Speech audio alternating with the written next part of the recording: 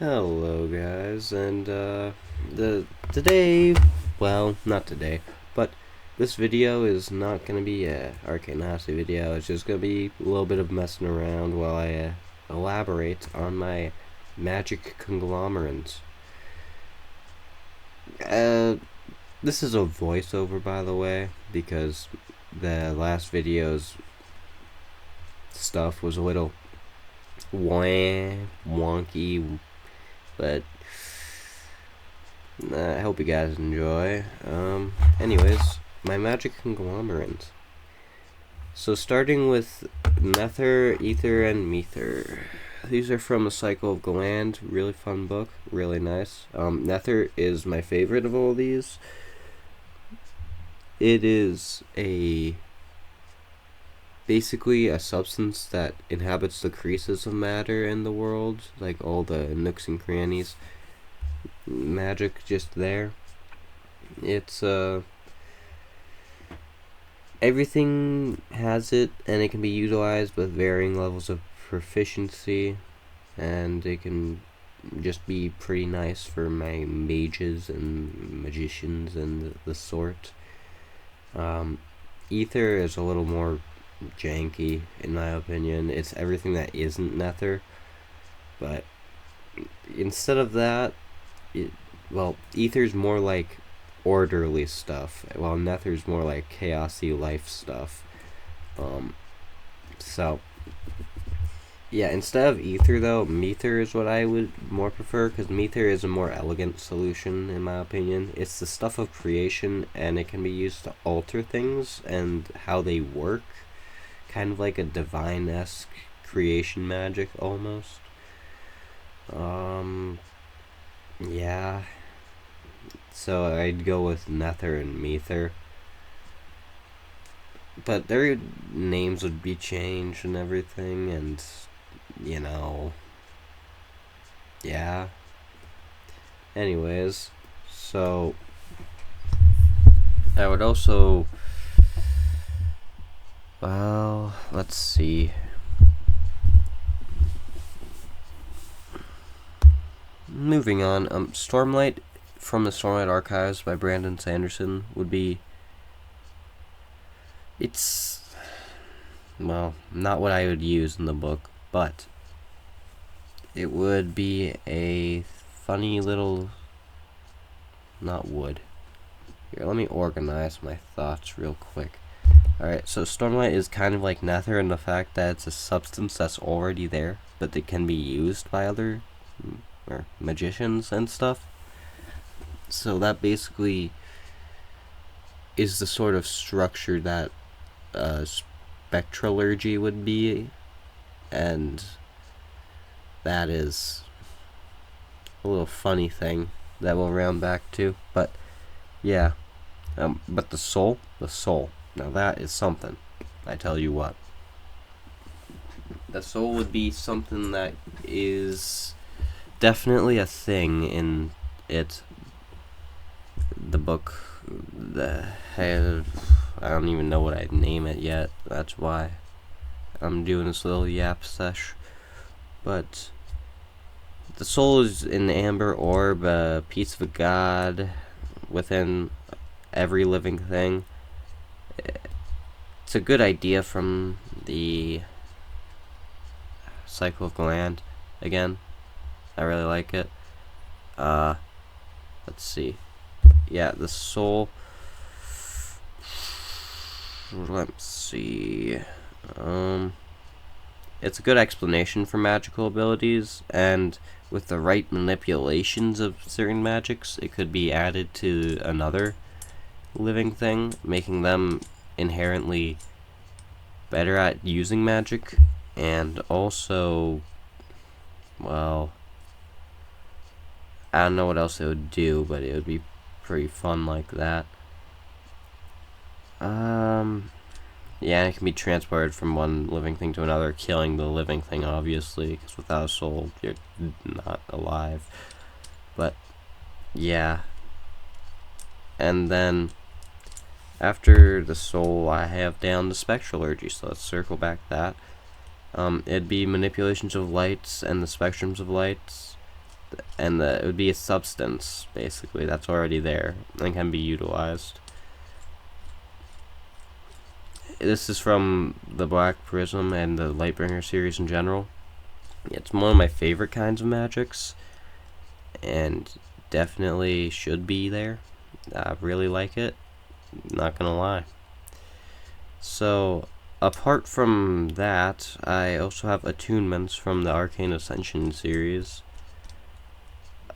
which are basically gifts given by lesser divinities to normal people to increase their magical abilities and give them an ordered, structured progression that would be less dangerous than a, let's say, wild magic kind of fellow.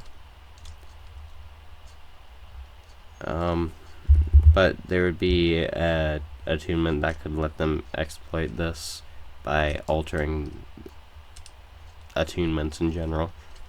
Like the Arbiter one from Arcane Ascension. Pretty chill.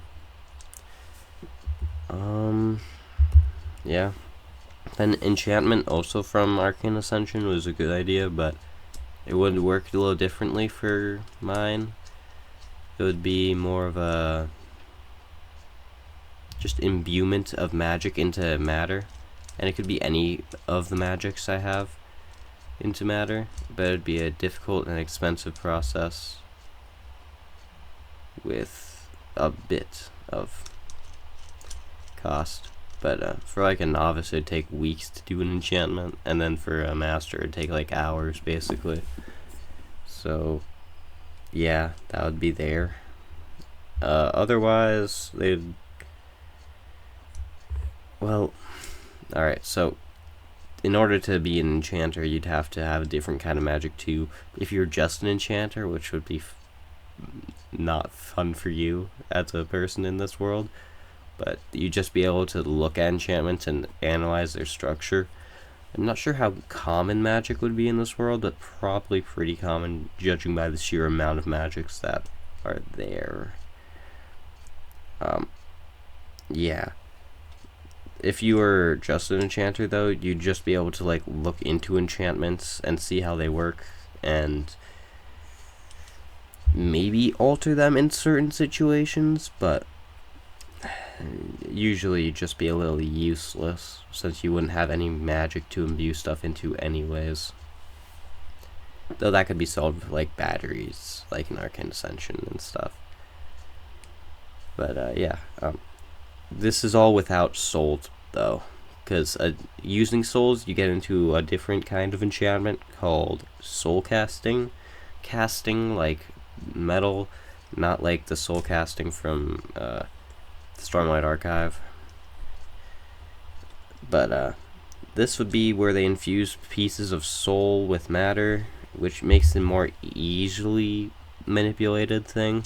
This is explained by like Mether being disrupted and stuff. Very interesting in my opinion, but you know, shows everything here.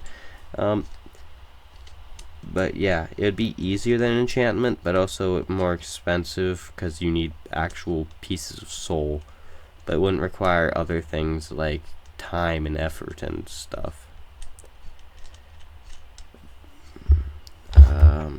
Or, you know, absurd amounts of a magic to put into it. You just need soul, which is more difficult. But yeah, it would make things partially living, make them, I don't know, have a soulish, I guess. But yeah, I'm not too in depth on that yet, but that would be definitely something to look at. Yeah. So basically, going back to the souls, within a person in this world, every person has an immortal barrier, which is just something within them. They can't see it. It's more of like a feel thing, but they don't ever feel it because it's always there. So they have nothing abnormal to feel. But yeah. And with enough souls, or enough strength of soul, I guess, one can break this. And breaking this, it makes a funny event happen. That's ascension. And this ascension would make you a lesser divinity in a sense. In a sense, what do you mean? It's exactly that. It'd make you a lesser divinity, and divinities are not gods in this universe. It would be more of a, like in Arcane Odyssey, the curses, the sea curses and stuff. Well, not at all actually, but you know, that level of power. But becoming a divinity would be easy for people who have become adept, but we have to circle back to that because I kind of skipped over that. Being adept requires you to use a lot of magic constantly and repeatedly, which makes that magic physically alter you, and well, makes you better at that magic and more conductive to it, which is a good sense of it. But yeah.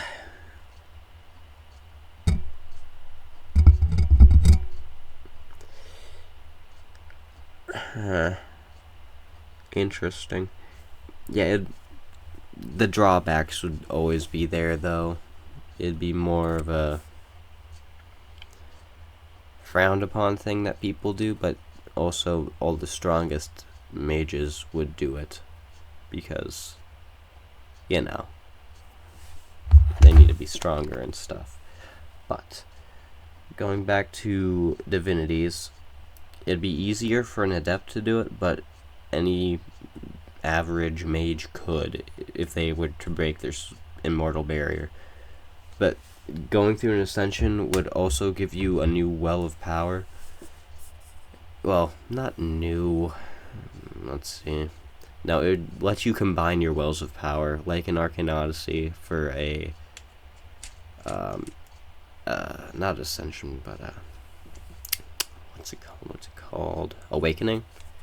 Basically, like imbuing magics into each other and combining them. It would give you the ability to do that, and also would make you just better with them too. And it'd be called a divine aspect. This divine aspect would be, well, basically it would fuse two wells of power into each other, making a slightly altered well of power. Wells of power is another thing that I should probably explain. There's like, I don't know, 6 at this point types of magic in this world. I also glossed over additive and subtractive magics, but we'll circle back. But yeah, there's like 6-ish types of magic in the world, and it would, wells of power are basically, each different type of magic would be a different well of power. There's like 6 fundamental, we'll say, for now. Spectralurgy, nether, and mether, so that's 3. Additive and subtractive, that's 4 and 5, and then one other one that I'll end up adding sometime here. But yeah, those are the wells of power, and ascension would let you combine those, and well, the divine aspect would pick your 2 most proficient ones and basically meld them together, giving you an altered form of that, tailored to what you're good at specifically. Oh yeah, and the 6th one is attunements, but that's kind of iffy, so yeah. Anyways, it'd give you a melded form of 2 aspects of attunement. Not attunement. Sorry, I'm getting a little distracted. Two aspects of your wells of power. Two wells of power. That's what I'm talking about. Alright. Back on track now. This ascension would not become a god, but you would be a lesser divinity. Gods are different. A god is something that is a person who has accepted a piece of infinity in exchange for great power, basically, and a duty to the world, obviously. Otherwise, they wouldn't be a god. They'd just be a dude, like a lich or something. I don't know. But yeah. This piece of infinity would obligate them to take care of a certain aspect of the world, and also they would become greatly adept with the ether and would be able to change things around them, but the sheer amount of power within this piece of infinity, it'd be infinite power, obviously. So that would dissolve their entire body, and they would become entirely non-corporeal beings, basically. And this is something iffy that I'm not quite done with yet, the godhood stuff. But yeah, you'd basically do that. But that the Mether is almost exclusive to gods in the world universe-y thing, so it would be weird for somebody to have Mether that isn't a god. But there are adepts of Mether that aren't gods and did not accept the piece of infinity.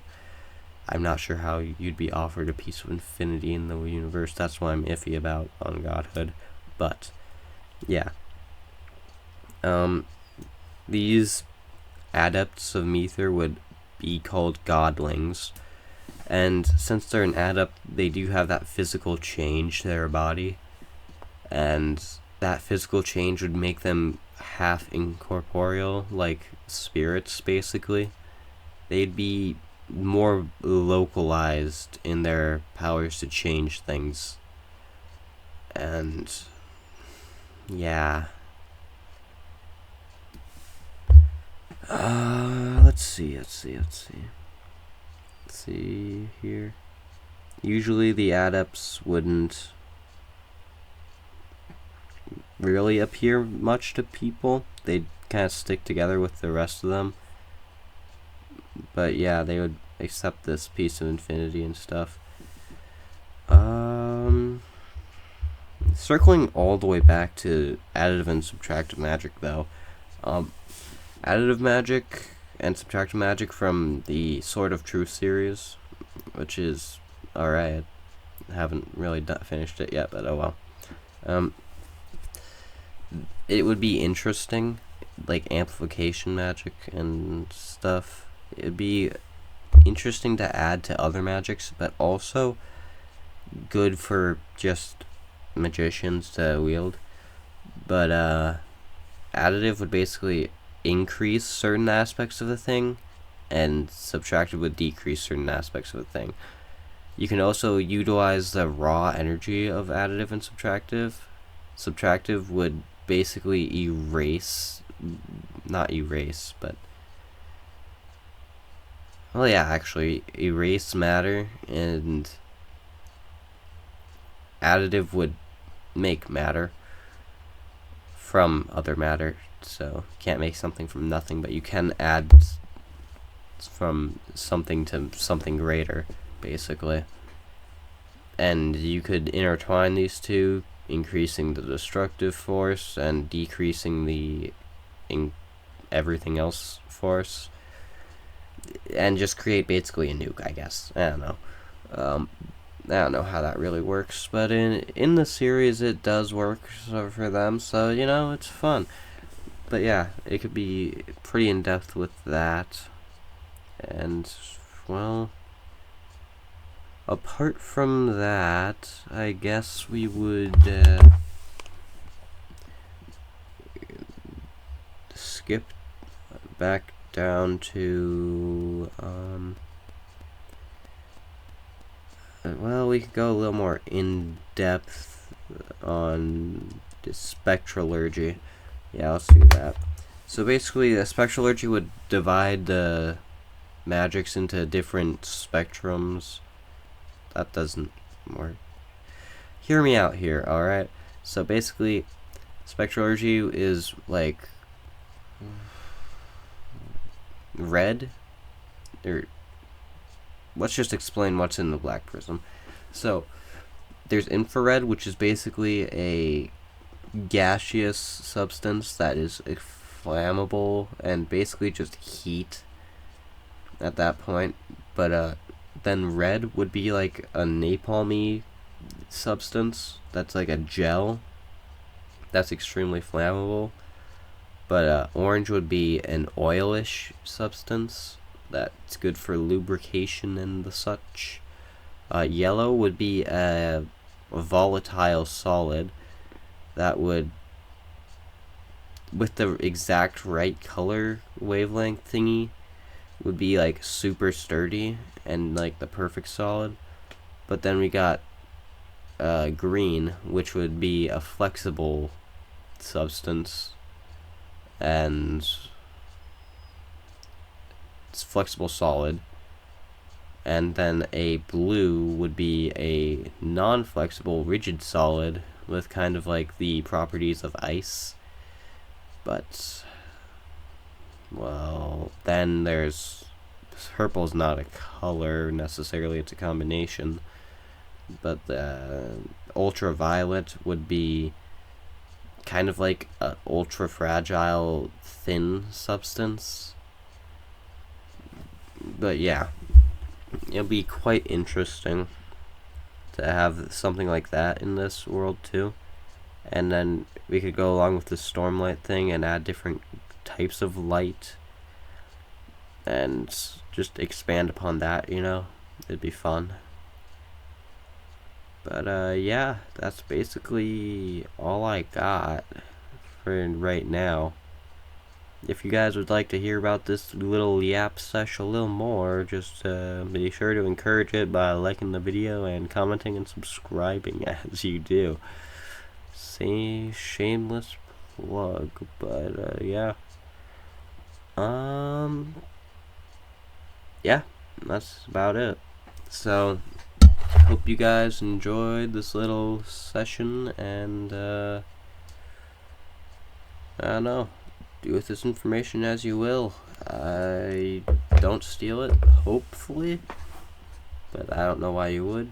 So, yeah, hope you enjoyed. Bye-bye.